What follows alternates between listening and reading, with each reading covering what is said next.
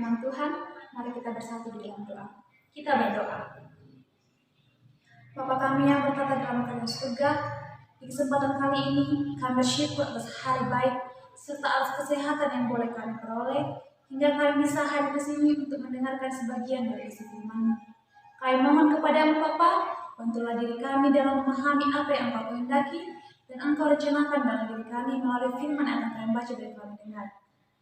Semoga kami bisa menjadi perpanjangan tangan-Mu, bisa menjadi rantai-rantai-Mu dalam menebarkan kasih kepada sesama kami, serta bisa membawa kabar sukacita bagi mereka yang terpanggil dan bagi mereka yang membutuhkan.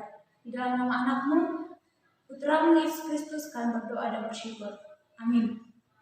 Saudara-saudari yang terkasih, firman Tuhan pada hari ini diambil dari Roma 4 ayat 1-5 dan ayatnya yang ke-13 sampai 17. Saya akan membacakannya bagi kita semua, saudara-saudari dapat mengikutinya di dalam hati. Beginilah firman Tuhan, Abraham dibenarkan karena iman.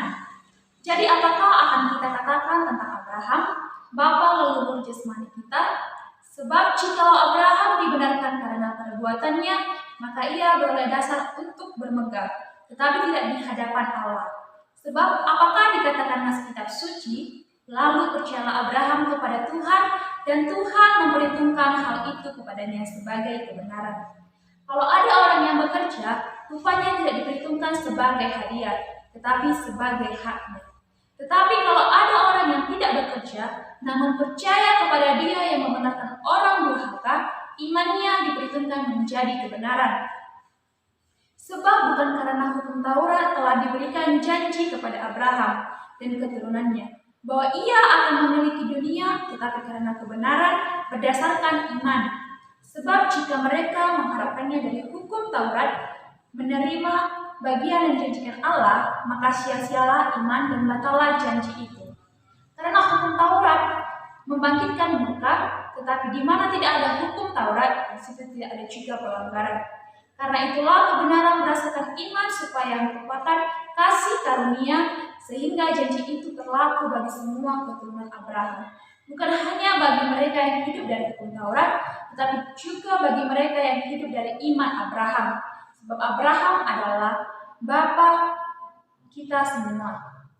Seperti ada tertulis, engkau telah kutetapkan menjadi bapa banyak bangsa di hadapan Allah yang kepadanya ia percaya, yaitu Allah yang menghidupkan orang mati dan menjadikannya dengan firman-Nya apa yang tidak ada menjadi ada.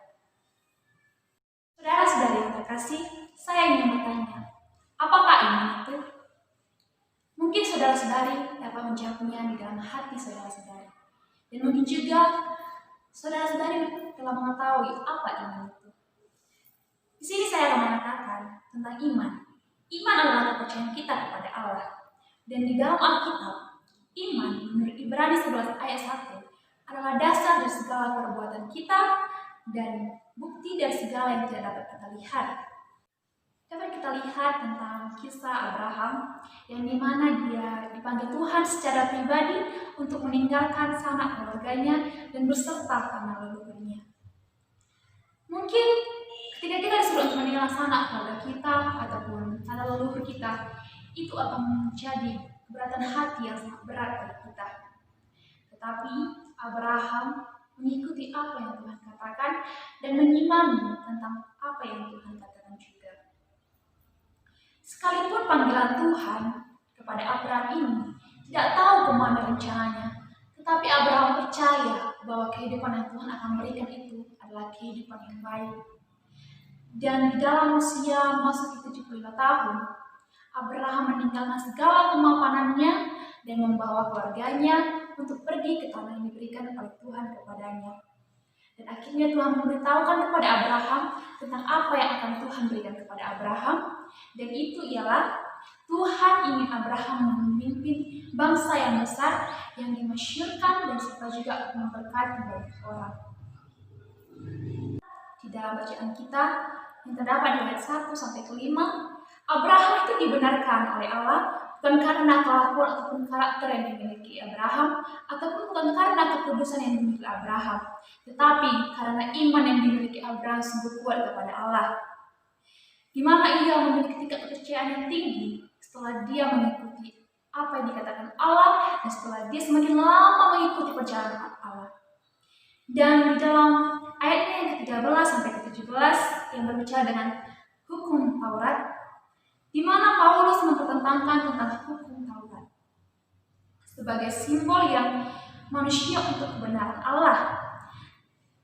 Dan Paulus yang dulunya adalah penganut Taurat yang sejati, kini dia menyadari dan menerima serta meyakini Injillah yang sebagai kebenaran yang sejati. Dan Paulus juga menegaskan bahwa yang berhak menerima keselamatan bukan keturunan Abraham saja, tetapi semua yang percaya kepada Allah itu juga berhak untuk menerima janji keselamatan Allah. Di dalam kedua bacaan ini, Paulus ingin meneguhkan kepada kita bahwa Allah membenarkan manusia bukan karena kehebatan ataupun perbuatan yang dia miliki, melainkan karena iman percayanya. Tidak ada alasan bagi Abraham bahwa ia dipilih karena perbuatannya, tetapi karena keteguhan iman yang ia miliki. Dan di sini Allah berinisiatif untuk memilih kedua orang ini karena iman yang ia miliki. Saya memiliki sebuah ilustrasi tentang ayam kue yang gagal dipasarkan. Padahal petunjuk kue tersebut hanya tinggal menambahkan air dan setelah itu memanggangnya. Tetapi tidak ada yang terjual dari produk ini. Dan perusahaan pun bingung kenapa produk kamu tidak terjual, sehingga mereka mengambil inisiatif untuk melakukan suatu penelitian. Dan akhirnya jawaban dari hasil penelitian mereka mengetahui bahwa konsumen merasa itu hal yang sangat mudah untuk dilakukan karena hanya menambahkan air dan memanggangnya. Sehingga mereka juga mencari ide cara untuk mengatasi masalah tersebut. Dan mereka mengambil inisiatif untuk menambahkan satu petunjuk lagi dengan menambahkan satu butir telur dalam petunjuk tersebut. Dan akhirnya apa yang terjadi saudara-saudariku? Produk itu laris terjual. Ini mengingatkan kita tentang reaksi sebagai orang yang terhadap rencana keselamatan. Bagi kita kedengarannya memang sangat mudah. Karena apa? Kita menganggap keselamatan itu ketika kita melakukan hal yang baik ataupun melakukan perintah Tuhan, kita akan mendapatkan keselamatan dari Tuhan. Namun saudara-saudariku, hal itu salah. Tetapi hal yang menyelamatkan kita ketika kita mempunyai iman yang kuat. Kita juga merasa ada hal yang lain yang harus dilakukan. Sesuatu yang harus ditambahkan lagi kepada resep dalam keselamatan Allah. Kita juga harus berpikir dalam melakukan perbuatan baik untuk mendapatkan kemurahan Allah dan hidup yang kekal. Namun dengan jelas Alkitab mengatakan di dalam kitab Titus 3 ayat 5, yaitu bukan karena perbuatan baik yang telah kita lakukan, tetapi karena rahmat-Nya. Tak seperti pabrik ayam kue tersebut, Allah tidak mengganti formulanya untuk membuat keselamatan lebih laku di pasaran, tetapi Injil yang dinyatakan harus bebas dari suatu perbuatan. Kita bisa lihat juga dari Abraham dan Paulus tadi, yang dimana mereka menaruh kepercayaan pada Allah dan Tuhan membenarkan mereka dan memberikan mereka hidup yang baik. Sama halnya dengan kita, ketika kita berkeyakinan dan beriman kepada Tuhan, Tuhan akan menempatkan hidup kita jauh lebih baik dan Tuhan juga akan menolong kita untuk kehidupan yang akan datang. Dan pemulihan terjadi ketika manusia mau merespon dan menerima tawaran Allah di dalam karya penyelamatannya.